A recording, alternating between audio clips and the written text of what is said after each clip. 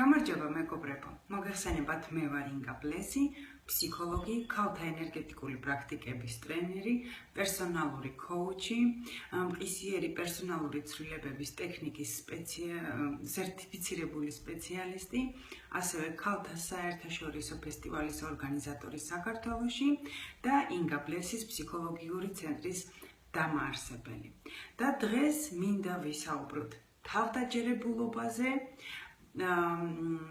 საკუთარი თავის რწმენაზე და ეს ცნებები პირდაპირ კავშირშია საზღვრებთან, ჩვენს პიროვნულ საზღვრებთან და ამ საზღვრების დაცვის უნართან და შესაძლებლობასთან. უყურეთ საქმე რაშია, ყველა ჩვენთაგანს გვაქვს ჩვენი პიროვნული საზღვრები.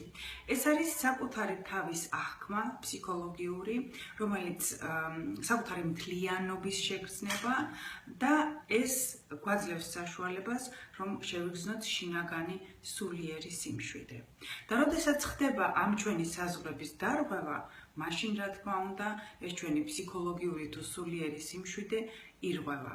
და საზღვრების დარღვევაში არ ითვლება მხოლოდ ის, რომ ვიღაცა ფიზიკურად შემოიჭრა თქვენს სივრცეში და ფიზიკურ ზიანს გაყენებთ. არა, მადლობა ღმერთს, საკმაოდ იშვიათად ხდება ეს ცივილიზებულ სამყაროში, მაგრამ გაცილებით უფრო ხშირია ფსიქოლოგიურად, ენერგეტიკულად ჩვენი საზღვრების დარღვევის მცდელობა და თუ ადამიანს არ აქვს საკმარისი თავდაჯერებულობა და არ იცის საკუთარი საზღვრების დაცვა, ეს ძალიან დიდ ზიანს აყენებს მას და რა თქმა უნდა, აქ უკვე სულიერ სიმშვიდეზე ძნელია საუბარი. როდესაც სხვა ადამიანი შემოიჭრება თქვენს საზღვრებში, ის ახდენს ინტერვენციას და თქვენი რესურსების ანექსიას ვეღარ გავიხსენე, ხო? ანუ გართმევთ თქვენს რესურსებს, თქვენს ენერგიას, თქვენს დროს, შესაძლებელია რაღაცა თქვენს კონკრეტულ ნივთებსაც კი. როდესაც ჩვენ გააზრებულად თუ გაუაზრებლად ვახდენთ ასევე აგრესიას და სხვისი საზღვრების დარღვევას, ამ შემთხვევაში ჩვენ ვაკეთებთ მათი ამ სხვა ადამიანების რესურსების მითვისებას. უყურეთ საქმე რაშია, რა შეიძლება ჩაითვალოს საზღვრების დარღვევად. მაგალითად, როდესაც დათქმულია შეხვედრა და ადამიანი თქვენთან შეხვედრაზე აგვიანებს. ანუ ის გაკარგვინებთ დროს, ხო? დრო კი შეიძლება ითქვას ადამიანისთვის ერთ-ერთი ყველაზე ძვირფასი რესურსია. ასევე, თუ ადამიანი დაუკითხავად იღებს თქვენ ნივთს, ან დაუკითხავად შეიჭრება თქვენს ტერიტორიაზე, ხო? ასევე, როდესაც სხვა ადამიანი ცდილობს, რომ სხვების წინაშე დაგამციროთ, გამოიწვიოს თქვენში სირცხვირის გრძნობა, გამოიწვიოს თქვენში აღშფოთება, თავისი მოქმედების და ლაპარაკის მეშვეობით, ხო? დანაშაულის გრძნობა, ასევე, როდესაც სხვა ადამიანი გიყვირის, ან ბრძანებლური ტონით მოგმართავს, როდესაც შენ არ გეკუთვნის მისი ბრძანებების შესრულება, ხო? ან როდესაც ადამიანი გაცდენს შენი საქმისგან და ასე თუ ისე, ამა თუ იმ ხერხით გაიძულებს, რომ მისი საქმე გააკეთო. ასევე, როდესაც ადამიანს შენ არ სთხოვ და ის მოდის და თავის უბედურებას გიყვება და თავს გახვევს. ესეც არის ჩვენი საზღვრების დარღვევა და ალბათ ამ ჩამოთვლილი სიიდან რაღაცა გეცნოთ და გაიხსენეთ, რაოდენ არასასიამოვნოა, როდესაც ამ სიტუაციაში აღმოჩნდები ადამიანი, ხო? თუ ჩვენ არ ვიცით ჩვენი საკუთარი საზღვრების დაცვა, მაშინ ჩვენზე ამ ინტერვენციის მოხდენა, ანუ ჩვენგან ამ რესურსების მიტაცება ძალიან ადვილად ხდება და ძალიან მნიშვნელოვანია, რომ შეგვეძლოს ჩვენი საზღვრების დაცვა. თანაც უყურეთ, არ იფიქროთ, რომ ეს მხოლოდ ადამიანებთან მიმართებაში არის მნიშვნელოვანი ეს ჩვენი საზღვრები და თავდაჯერებულობა. თუ ადამიანს აქვს სუსტი საზღვრები, მას ძალიან ადვილად ერევა სხვადასხვა ბაქტერიები და ვირუსები. მას შეიძლება ყავდეს სხვადასხვა სახის პარაზიტები. და როდესაც თქვენ იწყებთ აი ამ საზღვრებზე მუშაობას და თქვენი შინაგანი საზღვრების გამაგრებას, აი ეს ჯანმრთელობის პრობლემები, რომლებიც თითქოს რა კავშირშია, ხო, ჩემს თავდაჯერებულობასთან თურმე კავშირშია და ასეთნაირად აი ამ ჯანმრთელობის პრობლემების გადაწყვეტაც ხდება. ჩვენი საზღვრების დარღვევა ხდება მუდმივად. თვითონ ცხოვრების ფაქტიდან და სხვადასხვა არსებების ჩვენს გარშემო არსებობის, ხო, ტავტოლოგია გამომივიდა. ჩვენს გარშემო არსებობენ ადამიანები, ასევე სხვა არსებები, ხო, და თვითონ ამ ფაქტიდან გამომდინარე ხდება მუდმივად ჩვენი საზღვრების დარღვევის მცდელობა. მაგრამ თუ კი შენ გაქვს ძლიერი საზღვრები, შენ შეგვიძლია დაიცვა შენი თავი, შენი ენერგია იმისგან რომ ეს ვიღაცის მიერ იყოს მიტაცებული. საიდან ჩნდება საზღვრების პრობლემები, ხო? ადამიანების უმრავლესობას ეს აქვს. თუ იდეალური მშობლები არ ყავდა და იდეალური ვიცით რომ არავინ არ არის, ბავშვობიდან, რა თქმა უნდა, აღზრდიდან, რა თქმა უნდა, ჩვენს მიმართ მშობლების დამოკიდებულებიდან, იმიტომ რომ მშობელი აბსოლუტურად დაუკითხავად არღვევს ბავშვის საზღვრებს, ხო? და ეს სრულიად ნორმალურად ითვლება და ამგვარად ბავშვს უყალიბდება იმის შეგრძნება, რომ არსებობს რაღაცა ძალა, რომელსაც გაცილებით უფრო მეტი უფლებები აქვს, ვიდრე თვითონ. და შემდეგ ეს დიდობაში აი ასეთნაირად ჩვენს სუსტ საზღვრებში აისახება ხოლმე. ასევე არსებობს ხისტი საზღვრების მცნება. ადამიანი ხისტი საზღვრები იმ შემთხვევაში აქვს ადამიანს, თუ კი ის ყველასგან ყოველთვის რაღაცა თავდასხმას მოელის და მუდამ მზადყოფნაშია და თითქოს ესე ჩასაფრებული თოფით დგას და საკმარისი ადამიანი გამოჩნდეს ჰორიზონტზე, რომ მაშინვე მის მოცილებას ცდილობს, ხო? მის დაჩაგვრას, თავისი პოზიციის განმტკიცებას, რომ აქ მე ვარ მთავარი. თუმცა შესაძლებელია ის ახალი ადამიანი არც კი ფიქრობდა, რომ რაღაცნაირად მისი საზღვრები დაერღვია. უბრალოდ მოვიდა რაღაცის სათქმელად, გასაცნობად და ხისტი საზღვრების მქონე პიროვნება კი მას ასე უკმეხად, უხეშად და აგრესიულად ხდება. ესეთი ადამიანებიც არსებობენ და ალბათ შეგხვედრიათ თქვენს ცხოვრებაში. და რა თქმა უნდა, არსებობენ ადამიანები, თუმცა იშვიათი, მაგრამ შინაგანი ზრდის და შინაგანი მოწიფულობის შედეგად აღწევენ იმ მდგომარეობას, რასაც ქვია ადაპტური საზღვრები. ადაპტური საზღვრები ეს არის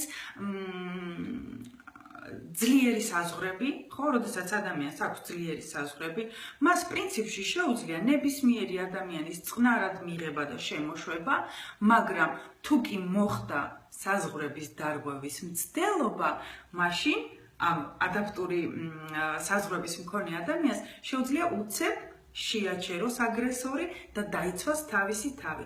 თანაც უყურე შეაჩეროს როგორ იცით? აი სუსტი საზღვრების მქონე ადამიანები ითმენენ და ბოლოს აფეთქდებიან ხოლმე და არ ვიცი წალეკავენ, ხო, რო იტყვიან იქაურობას.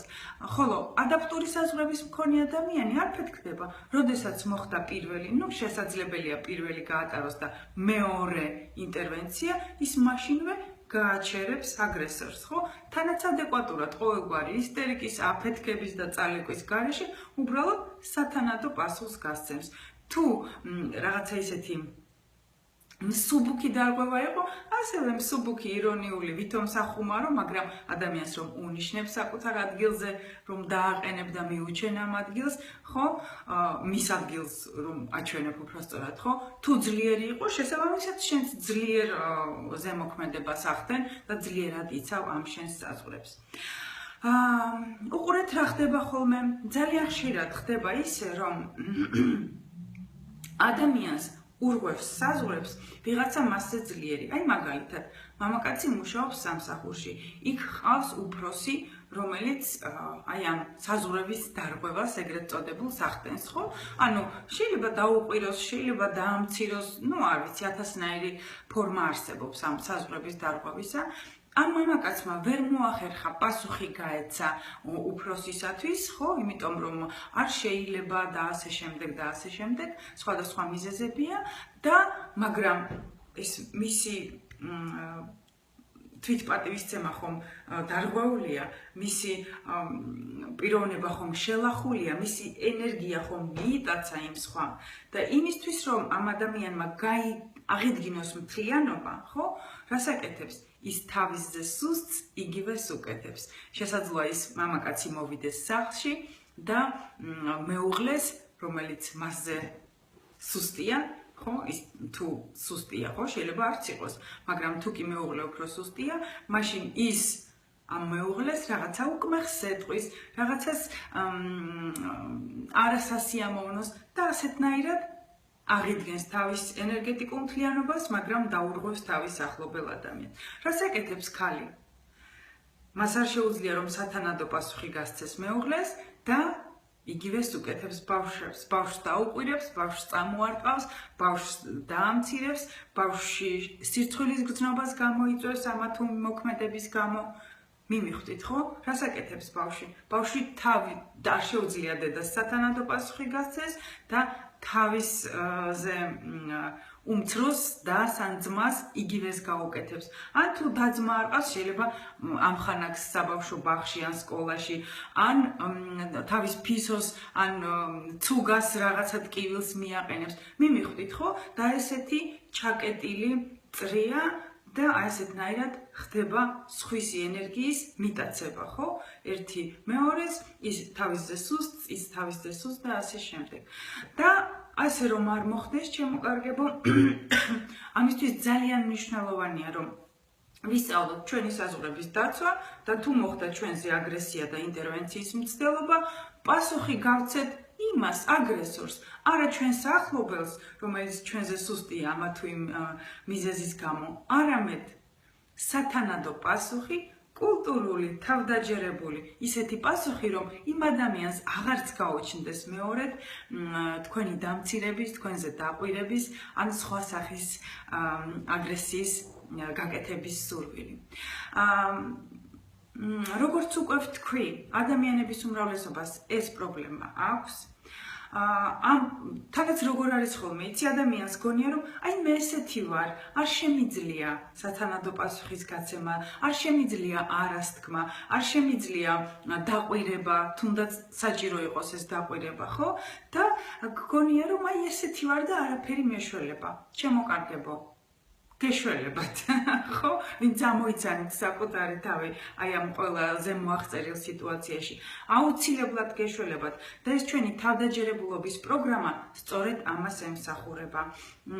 იღებ ჩანაწერებს, პატარა მოკლე ჩანაწერებს, უყურებ, აკეთებ, გაიაზრებ, ხო? აკეთებ ტექნიკას, აკეთებ მედიტაციას და თავისთავად ხდება ამ შენი საზღვრების გაძლიერება, შენი ენერგეტიკული გაძლიერება.